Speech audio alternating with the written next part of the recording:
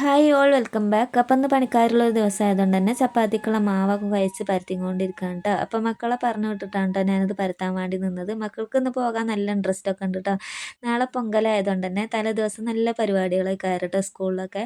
അപ്പോൾ ആർക്കും ഒന്നും മൊത്തത്തിൽ മടിയില്ല കേട്ടോ. അപ്പോൾ ശനിയും ഞായറും ദിവസങ്ങൾ ലീവാണെങ്കിൽ തിങ്കളാഴ്ച പോകാൻ ഭയങ്കര മടിയായിക്കാറ് കേട്ടോ. അപ്പം ഇന്ന് തിങ്കളാഴ്ചയാണ്.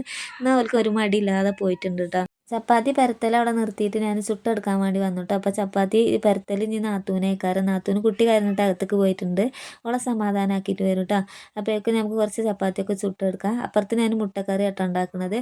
മുട്ടക്കറിക്കുള്ള ഉള്ളിയും തക്കാളിയൊക്കെ നേരത്തെ അരിഞ്ഞ് വെച്ചിരുന്നു കേട്ടോ. തേങ്ങ വറുത്തരച്ചിട്ടല്ല കേട്ടോ കറി ഉണ്ടാക്കുന്നത്. ഇന്ന് വെറും മസാലക്കൂട്ടാണ് കേട്ടോ ഉണ്ടാക്കുന്നത്. ഇന്ന് ഒരാളേ ഉള്ളൂ പണിക്ക് കേട്ടോ. അപ്പോൾ അധികം ആൾക്കാരൊന്നുമില്ല. എല്ലാവരും മൊത്തത്തിലുണ്ടെങ്കിൽ അപ്പോൾ ഞാൻ തേങ്ങ വറുത്തിട്ടാണ് കേട്ടോ ഉണ്ടാക്കൽ. ഇപ്പുറത്തെ അടുപ്പിൽ ഇനി താത്താൻ്റെ മോളെ ഏൽപ്പിച്ചു കേട്ടോ ചപ്പാത്തി ചുടാൻ. ഞാൻ കറിയും ഒക്കെപ്പാടെ ഒക്കെ കൊണ്ടുനടക്കാൻ പറ്റൂല കരുതിയിട്ട്. അപ്പോൾ ഉള്ളിയൊക്കെ വേണ്ടി വന്നിട്ടുണ്ട് കേട്ടോ. അപ്പോൾ തക്കാളി ഞാൻ ഇട്ട് കൊടുത്തു. പിന്നെ അതിലേക്ക് മസാലപ്പൊടി, മല്ലിപ്പൊടി, മുളക് പൊടി, മഞ്ഞൾപ്പൊടിയും പാടെ ഇട്ട് കൊടുത്ത് നമ്മളെ മുട്ട കീറി അതിലേക്ക് ഇട്ടാൽ മുട്ടക്കറി റെഡി ആയി കേട്ടോ. അപ്പോൾ നമ്മളവിടെ ഉണ്ടായ കോഴിമുട്ടയാണ് കേട്ടോ. നമ്മളിവിടെ കോഴിക്കളൊക്കെ ഉണ്ട്.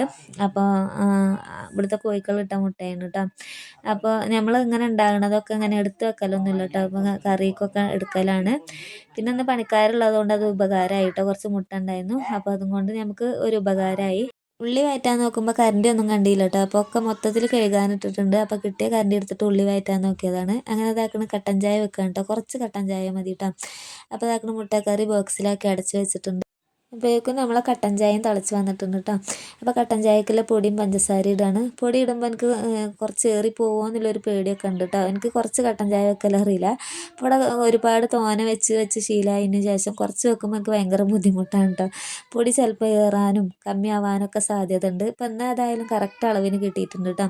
അപ്പോൾ അതാക്കണ കട്ടൻ ചായ തൂക്കുപാത്രത്തിലാക്കിക്കൊണ്ടിരിക്കുകയാണ്. അപ്പം നല്ല ചൂട് കട്ടൻ ചായ കേട്ടോ. ഇത് ഇനി ഉമ്മാൻ്റെ അടുത്ത് കൊടുത്തയക്കണം. ബോക്സിൽ മറ്റതൊക്കെ ആക്കി വെച്ചിട്ടുണ്ട്. അപ്പം ഇന്നത്തെ വീഡിയോ ഇത്രയ്ക്കുള്ളൂ. ടാറ്റാ.